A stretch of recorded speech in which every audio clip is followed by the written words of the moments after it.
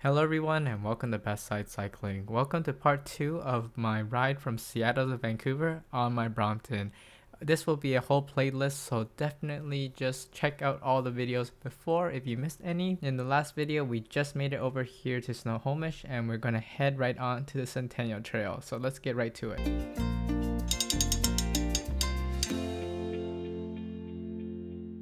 Alright, so we're here officially at the Snohomish Centennial Trail. I love this giant trailhead marking, but yeah, this is gonna be a fun little 20 miles from here.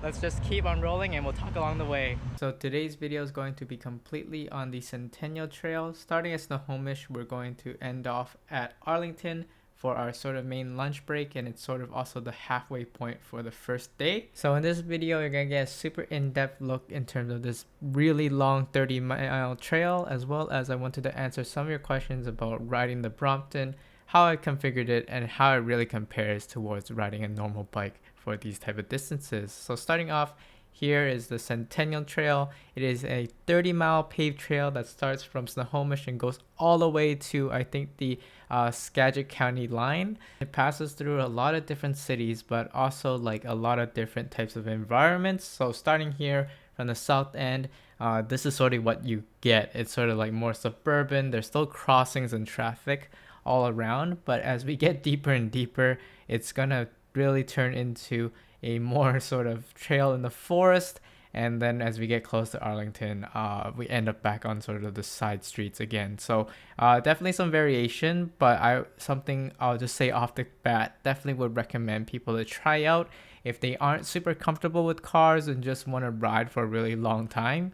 You could easily do this just out and back, and that would be a full metric century. Speaking of crossings, definitely near the beginning of the trail, there are some of these bigger ones on the street that covers, I think, what is this, like 4 lanes, and there's even like a semi there to the right. So definitely just take it easy and just keep on going, but it definitely gets a lot better.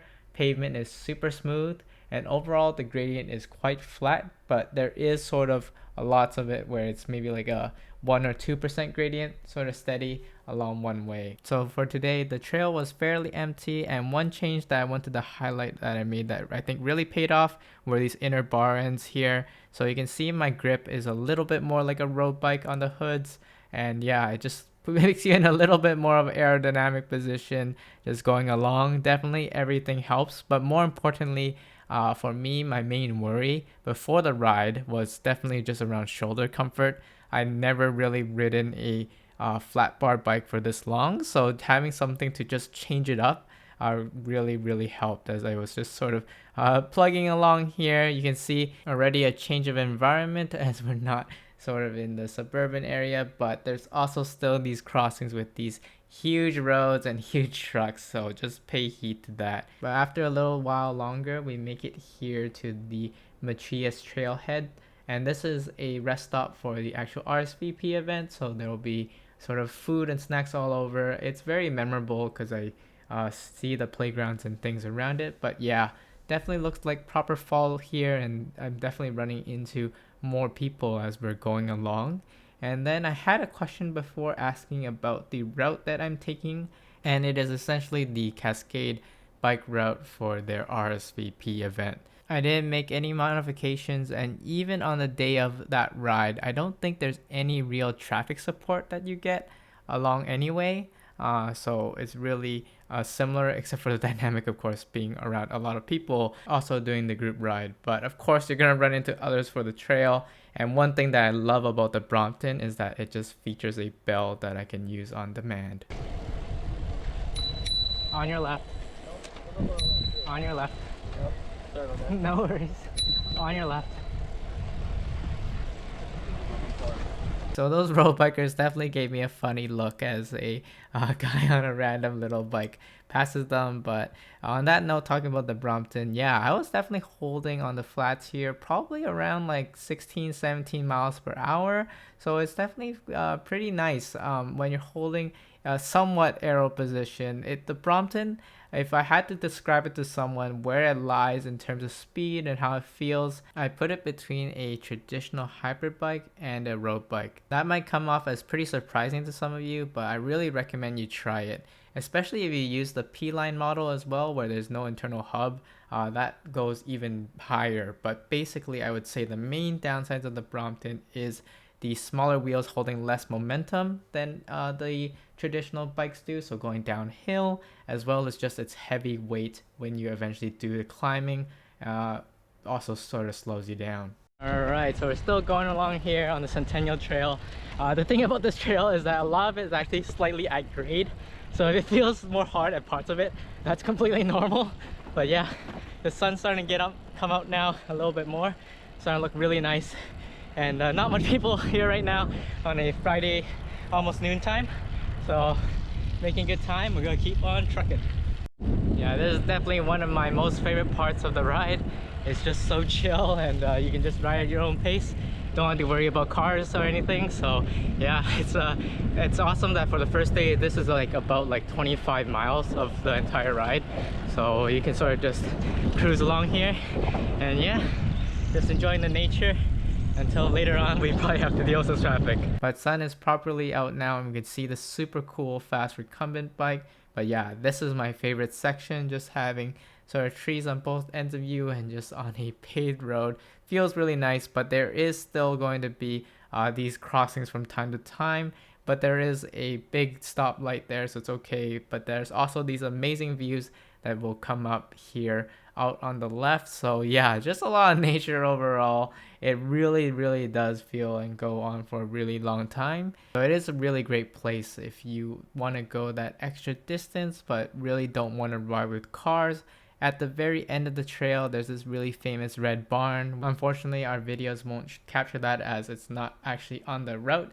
We will sort of split off from the Centennial Trail just earlier to head to Bryant through some hills towards Mount Vernon. But yeah, last point I'll make probably is that, as you can tell, not all parts of the trail just has like amenities nearby where you can just buy more water or food. You'll find restrooms all along and porta potties and stuff because there's a lot of trailheads and things.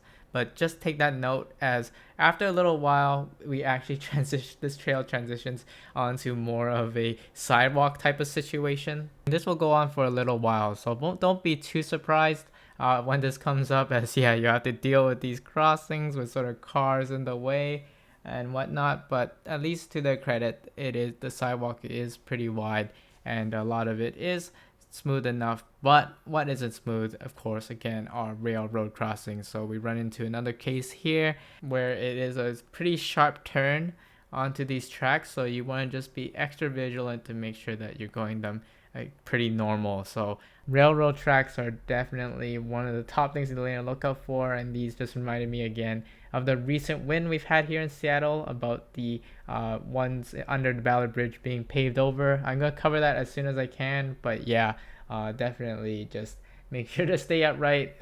Moreover, from railroad tracks, there's also stuff like just cracks in the road that can simulate that. Just anything where your tires and wheels can sort of get caught in. Know what's not dangerous? Rolling over that like button and subscribing. There's still a ton of this journey for me to show you and all the really exciting parts, so I don't want you to miss it. But I really need to pace myself to make sure that I can get these videos out week by week. But we follow these brown signs leading us continuing on the Centennial Trail. So we're now in Arlington. Definitely take note at this crossing and intersection. It's a really funky one with a big intersection and railroad tracks yet again. I feel like a broken tape recorder, but I really don't want anyone to get hurt by these.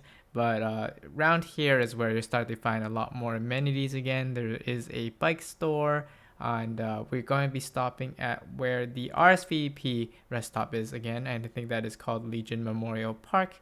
And it's this really nice area just up ahead. But what I like about this next whole mile or two section even, there's a lot of like art sculpture and pieces, like murals even on the wall. So it's pretty neat area to sort of just check out. But at this point, I am pretty starving for lunch. I've been sort of eating bars along the whole way, but definitely for any long journey, at some point it really helps just to have more solid food. Just gives you something better to digest, as well as I feel like it's a really nice sort of energy boost for a lot of people. Alright, so here for lunch I packed something extra special. This is a sort of rice roll from Tofu 101. It's filled with carbs. It's basically a sort of Chinese donut in the middle wrapped with rice with pickled vegetables and pork floss. So it's a super filling sort of food. It's not as warm as I thought it would be. I thought it would be like pretty hot by now. Right now it's just getting into I think the 20s. So yeah, gonna eat a quick lunch here, get some water, and maybe pick up something small and then just keep on rolling. The next part's gonna definitely be a little bit more challenging and a little bit more out on the road. When is this over?